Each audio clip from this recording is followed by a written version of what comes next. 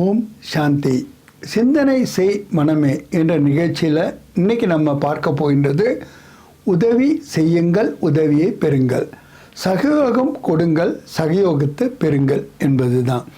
ஏன்னா பாபா சொல்கிறாரு, நான் சர்வ சக்திவானாக இருந்தாலும் கூட ஒரு வினாடியில் என்னால் இந்த உலகத்தை மாற்ற முடியும் என்றாலும் கூட நான் குழந்தைகளுடைய சகயோகத்தை கண்டிப்பாக விரும்புகின்றேன்.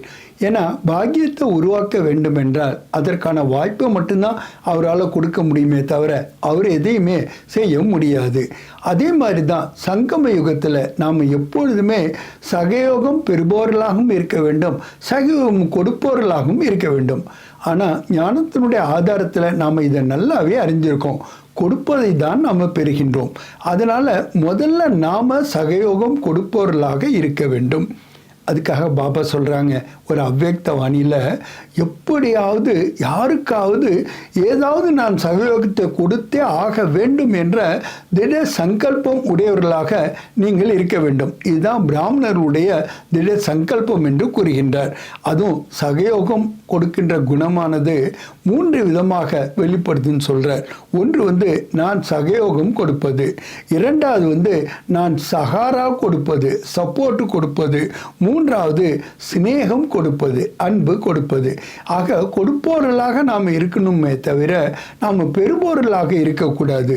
இறைஞ்சுவதை விட இறப்பது மேல் என்று பாபா கூறியிருக்கின்றார். ஆனாலும் கூட எதை நாம் கொடுக்கின்றோமோ அதை ஆட்டோமேட்டிக்காக பெறுகின்றோம் அல்லவா? ஆக சகயோகம் கூட எதில் கொடுக்கணும்? நான் மட்டும் ஏக்கிற ஸ்திதியில் இருந்தால் பத்தாது. என்னுடைய முயற்சியின் மூலமாக பிராமண ஆத்மாக்கள் அத்தனை பேரும் ஏக்கிற ஸ்திதியில் வரணும். சகயோகத்தை நான் கொடுப்பவனாக இருக்க வேண்டும். அதே மாதிரி பாபா சொல்கிறாங்க, நான் விக்னங்களை விநாசம் செய்பவர்களாக இருக்க வேண்டும் என்று நினைப்பதை விட பிராமண பரிவாரத்தில் உள்ள ஒவ்வொரு ஆத்மாக்களும் கூட விக்ன விநாசக்காக இருப்பதற்கான நான் சகயோகத்தை கொடுப்பவனாக இருக்கின்றேன் என்ற நிலையில் நீங்கள் எப்பொழுதும் இருக்க வேண்டும் என்று கூறுகின்றார். ஏன்னா மதத்கார் உதவியாளர்களாக நாம் இருக்கணும் அப்படின்னா வஃபாதாராகவும் இருக்க வேண்டியிருக்கு.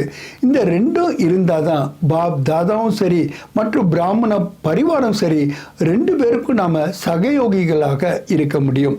ஆக நான் சகயோகம் செய்வதன் மூலமாக என்னுடைய முன்னேற்றமும் நடக்கின்றது, பிறருடைய முன்னேற்றத்திற்கு நான் காரணமாகவும் அடிப்படையாகவும் ஆகிவிடுகின்றேன். ஏன்னா இந்த சிருஷ்டி சக்கரத்தில் கல்ப விருட்சத்தில் நாம் ஃபவுண்டேஷனாக இருக்கின்றோம்.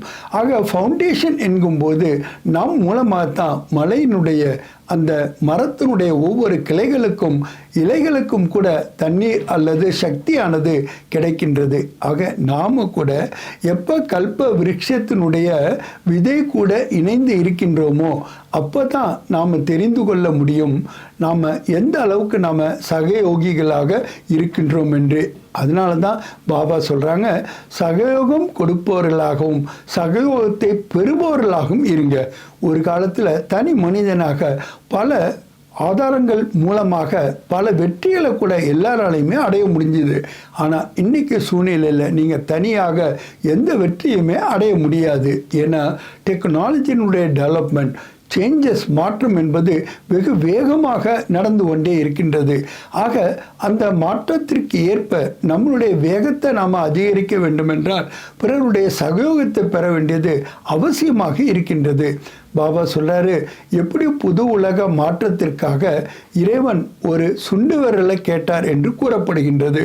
அவர் கட்ட விரலை கேட்கல, சுண்டு விரலை தான் கேட்டார். மிகவும் பலவீனமான ஒரு விரலாக அது இருந்தாலும் கூட.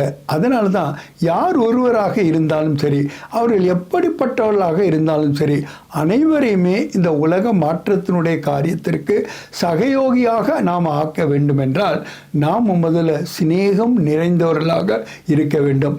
எப்போ நாம் அன்பு செலுத்துகின்றோமோ ஆட்டோமேட்டிக்காக நமக்கு சகயோகம் என்று கிடைத்து விடுகின்றது. அதனால தான் பாபா கூட சொல்கிறார், சிநேகி சகயோகி என்று.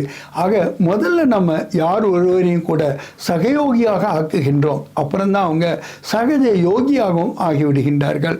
அதனால்தான் கான்டாக்டில் வருகின்ற ஆத்மாக்களுக்கு பாபாவினுடைய அன்பு, பரிவாரத்தினுடைய அன்பு நம்ம கொடுக்கும்போது அந்த அன்பின் ஆதாரத்தில் அவங்க சகஜ யோகியாகவே மாறிவிடுகின்றார்கள். ஆக இன்னைக்கு நாம் பார்த்த ஸ்லோகன் சகயோகம் கொடுக்க வேண்டும், சகயோகம் பெற வேண்டும் என்பது. நல்லது. ஓம் சாந்தி.